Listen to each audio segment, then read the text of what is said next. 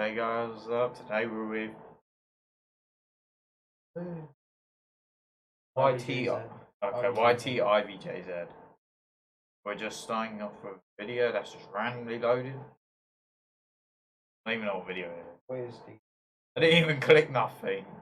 Man's already Why are you watching videos when you could be playing League of Legends? It's free. None of that pay-to-win garbage. Sorry, rich guy. Go buy an island. Okay, let's just start. Come on. Before starting the story, I would like to tell you guys about a channel. The name of the channel is IMR Scary Tales. Yeah, no, not The channel is in the description below. Oh, just in time, perfect. This happened when I was a kid. I was in the 5th grade and my friend, let's call him Ethan, invited me over to his place. Yeah. He lived right by the ocean, and if you walked through the forest for half a mile, you'd reach a nice beach with a diving board. When I got to his house, we hung out, played video games, and talked. You know, typical kid stuff. Then we decided to go to the beach. It wasn't too far away, and we knew we could get back in time for dinner, so we set off. To make the trip more adventurous, we decided to bushwhack our own path. After walking a couple of minutes, we hit a tall fence. Crap, Ethan exclaimed. Well, I guess we'll have to go back. Suddenly, out of the corner of my eye, I spotted something. The fence went about 8 meters long and then stopped. My jaw dropped. There was a house. It was an old cabin with boarded up windows. Like, you know, like a dog. The planks were falling off, and you could see the old insulation underneath. It was gray in color and had flecks of blue paint. The fence led up to the side of the house, stopped, and then continued on the other side. What scared me the most was that there was no road. I mean, not even a clearing to get to the road. You'd have to walk 20 minutes. Kevin, come on, Ethan yelled from behind me. Look at this, I shouted back. Ethan walked up to me, and his jaw dropped. There was no door, just a frame, and peering through the frame, we could see that there was a back door, also with no frame. All we had to do was walk through the house, then we could get to the beach. I looked at Ethan. Should we do it? I asked him. He shrugged. I don't see why not, he responded. Inside the house was dark, despite the sunlight pouring in through the door. We advanced slowly through the house, and Ethan pointed to the door. As we reached the door, I peered up the stairs. I grabbed Ethan and shoved him out the door. What was it? He said, as soon as we got away. My whole body shook. I must be going mad, I thought to myself. Eventually, I explained it to him. As we reached the door, I wanted to take one last look at the house. I glanced up the stairs and I saw the shadowy outline of a person. All I could see were eyes staring back at me and a crooked grin. Ethan and I took another route back home, and we told Ethan's mom. She laughed at us and said she'd been that way many times and there was no house. We were angry because she didn't believe us, so we got out our cameras and went back the next day. When we got there, there was no house. It was just gone. No clearing, nothing. To this day, Ethan and I still wonder what it was. Was that man just a homeless person, or maybe he was something much, much worse? I suggested to Ethan a theory that scares me to this day. I had been reading about Russian folklore, and a page caught my attention. It was a story about a witch named Baba Yaga who had a moving house. She would eat naughty children, and parents used to use it to scare children. Was this a witch? I guess we'll never know for sure. They eat noise. Yeah. Cook noise. Eats no. Okay, right, Okay. next one. Okay, we're gonna go to the next one. What is in it? Figure out the channel. Right, we'll vote on one and then we decide. One. That one? Yeah, anyone. I'm just. Oh, you watch. Oh, Okay. nothing else. Let's to do this one. Let's do this. I'm getting some tips. Hey, want to play some video games? I know I do. I haven't seen the sun in years. So, let's play League of Legends. Sound familiar? It should. It's It'll be amazing. in the description. And lady. Okay, I can't even pronounce that. This happened to me in 1970s. To be exact, it was November 23rd, 1971. I was 20 years old at the time and was really down on my luck. I was living in Portland, but I'm from Seattle, and I'll be going home very soon. I had lost my job and was about to be evicted from my apartment because I couldn't pay the rent. I will be flying back home to stay with my parents until I could find a new job or somehow get the money for my apartment, which would be very unlikely. I had one night left in my apartment before leaving. I didn't feel like staying home, so I decided to go for a walk and have a drink in a bar. On my way to the bar, I stopped at a convenience store and purchased a lottery ticket. I walked down the street and entered a nearby bar, where I ordered myself a beer. Not long after that, a man came inside and sat next to me and ordered a drink. We got to talking about life and just general conversation when he mentioned he was going to a flight the next day to Seattle. I laughed and asked him, "Wait, flight 305? He laughed and said, "Yeah, that's the one." He asked me why I was heading there. I told him I had money troubles, and coincidentally, he said the same thing. He seemed like a nice guy. We talked for about another hour before he decided to call it a night. Unfortunately, I never caught his name. I was about to leave the bar myself shortly after that when I heard over the TV that the lottery numbers would be announced.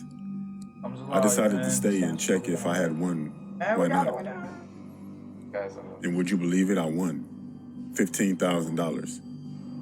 Of course, I was beyond belief with shock. And of course, I wouldn't need to go back home because I had money now. The next day, I saw something on the news that a flight had been hijacked and the plane was being held at ransom. It was the same flight I was going to be on. And I couldn't believe it, but the sketch of the guy they described who took the flight hostage was the exact same man I had been talking to in the bar.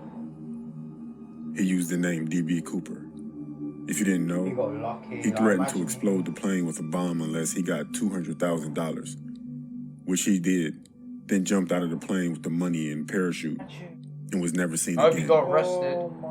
I didn't know why, but I never said anything to anyone. Even if I could, it's not like I knew his real name. Is this true? It was such a scary coincidence that the only thing that stopped me was the reason why I was in that predicament. I needed money, He deserves more than gun and then I got some. It's strange how everything works out in life. Hold on, not American. Go one more. Yeah, I say go one more, man. Yeah, let's go one more. Come That's on. freaking Well, one more can't hurt, man. Please don't be an ad. The ads. My friends didn't away ads. I just had to get rid of ads without like. There's a way. When I was around 14 years old, I always went on the internet, and I had this app called Discord. After a while of having Discord, I met a boy named Luke. We started talking for a while, and one day, he asked me what I looked like. Without thinking, I sent him a picture of me. He told me that I was beautiful and that he loved my long dark hair and how I did my eyeliner. I just said thanks, thinking nothing of it. Around a week later, he told me that he loved me, and I felt the same way about him. We had so much in common. Luke was very good looking too. He had a different style from normal people. He wore a mask and always wore the color black. A while later, I realized it started becoming too much for me. He would always ask me personal questions like where I lived, and I told him I lived in California. He also lived in California and said he wanted to run away and meet me. He said that our relationship was going to get real. We kept talking every day, and he got so overprotective and would text to me every few minutes. One day, I was home alone because my parents were on a trip to celebrate their 20th anniversary.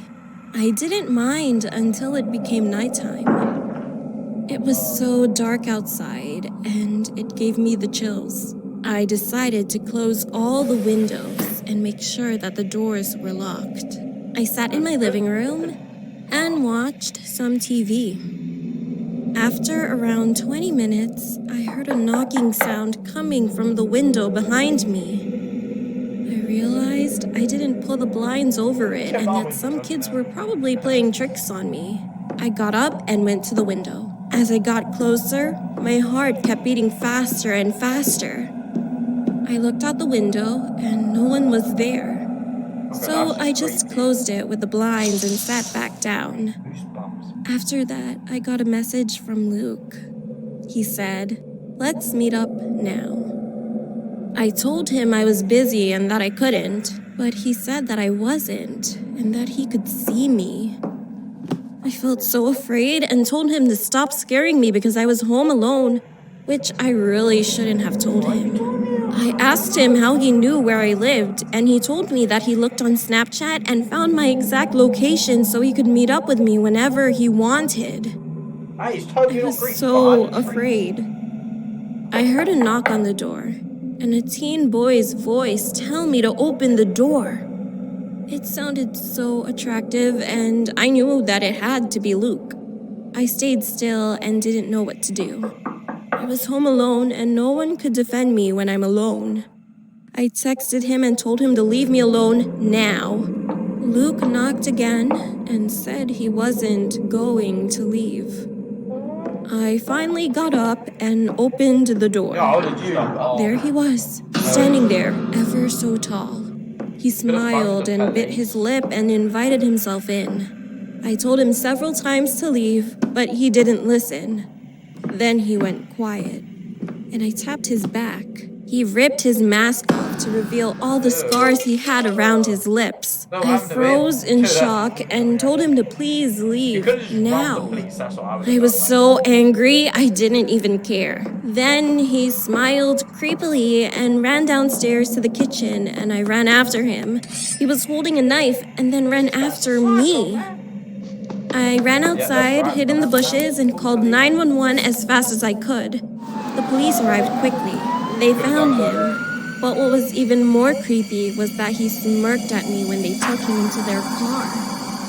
I called my parents shortly after and told them everything, and they came home. I never want to stay home alone again. It creeps me out.